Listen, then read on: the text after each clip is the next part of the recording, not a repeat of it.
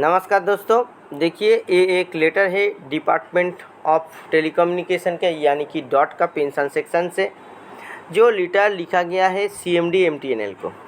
आप लोग जानते हैं भली भांति कि एमटीएनएल है महानगर जो टेलीकॉम लिमिटेड है, जो दूरसंचार सदन 9 CGO complex Lodhi road Delhi पे उनका ऑफिस है। तो ये जो लेटर लिखा गया है, ये जो ऑफिस का मेमोरेंडम है पेंशन सेक्शन से, ये 17/8/2026 का है और एक किस संदर्भ में है।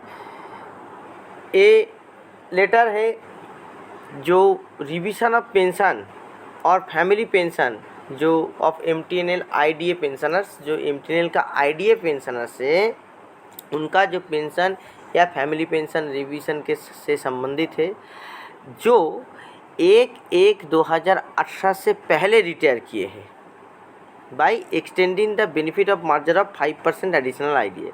तो जहाँ पे 5% एक्स्ट्रा जो 5% आईडीए है उस मार्जर का संबंध में है।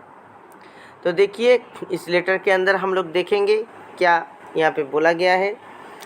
Kindly refer to the subject cited above the regarding the proposal for the implementation of 5% additional IDA merger in basic pay effective amount to IDA at the rate 73.8% notionally with effect from 1/1/2017 and actual benefit from 1/1/2018 to be combined services MTNL absorbed employees who retire prior to the 1/1/2018।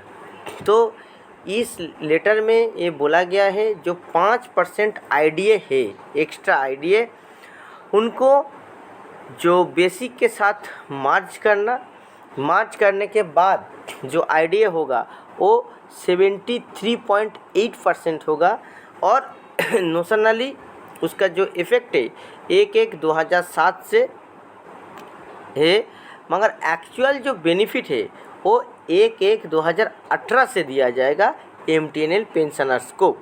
तो ये proposal भेजा गया, तो इस proposal से संबंधित एक order है, ये एक लेटर है।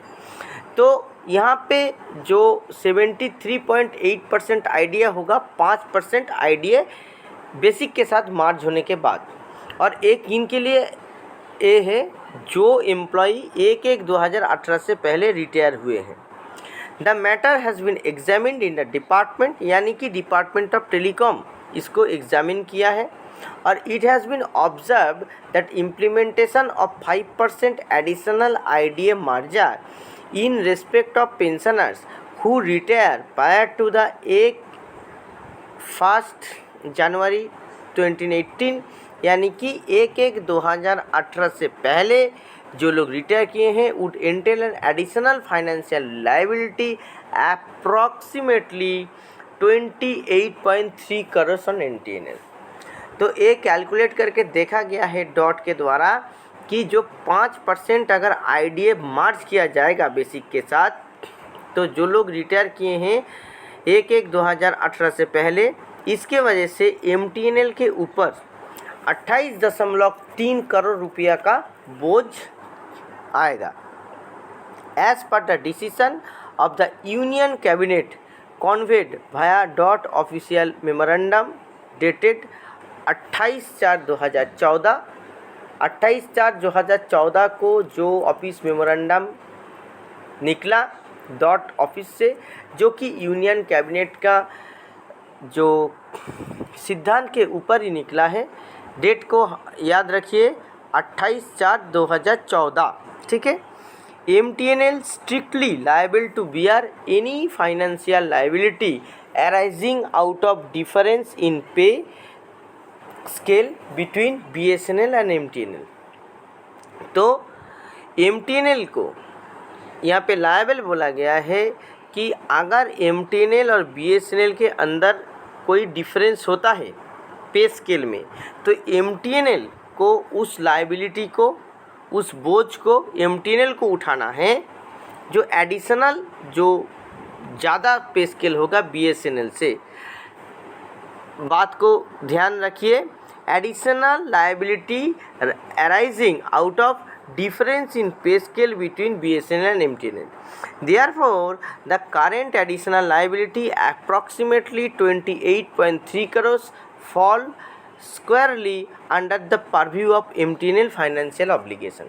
तो ये जो 28.3 करोड़ रुपया का जो एक्स्ट्रा फाइनेंशियल बोझ है ये MTNL के ऊपर आता है, क्योंकि ये जो 5% मार्च का बात है, ये 5% मार्च जो ऑफिस मेमोरेंडम इशू किया गया था 28 अप्रैल 2014 को, उसके मुताबिक MTNL और BSNL के अंदर अगर पे स्केल का कोई डिफरेंस होता है तो जो ज़्यादा पे स्केल देता है, ऑब्वियसली यहाँ पे BSNL का पे स्केल MTNL से कम है, तो MTNL का जहाँ पे ज़्यादा पे स्केल है उसका आर्थिक बोझ MTNL को ही उठाना पड़ेगा.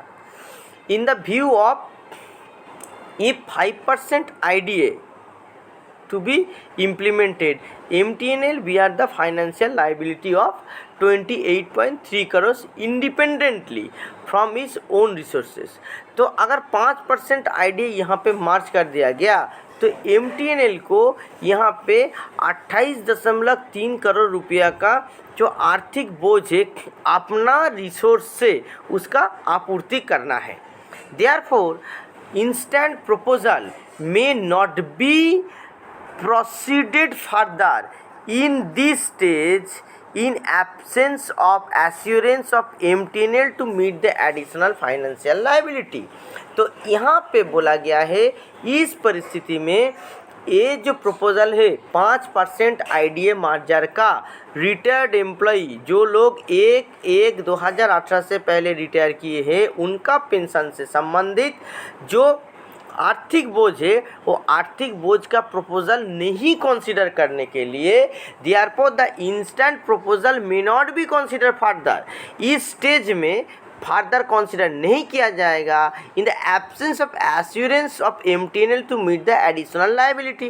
तो MTNL जहाँ पे अभी आर्थिक संकट से जूझ रहा है, यहाँ पे MTNL के पास इतना सामर्थ्य है क्या कि ये फाइनेंशियल ऑब्लिगेशन को उठा सके. तो इस परिस्थिति में डॉट ने कह दिया कि इस 5% मार्जर को आप भी मत कंसीडर कीजिए. तो MTNL नहीं कंसीडर करेगा तो ये 5% मार्जर भी नहीं होने वाला है. The issue with the approval of competent authority आप लोग देख सकते हैं, अंडर सेक्रेटरी डॉट का भी यहाँ पे साइन है. तो इस परिस्थिति में MTNL पेंशनर्स जो है, MTNL पेंशनर्स के लिए एक दुख का खबर कि उनका ये जो मांग था कि 5% IDA को मार्च किया जाएगा वो नहीं होते हुए अभी दिख रहा है.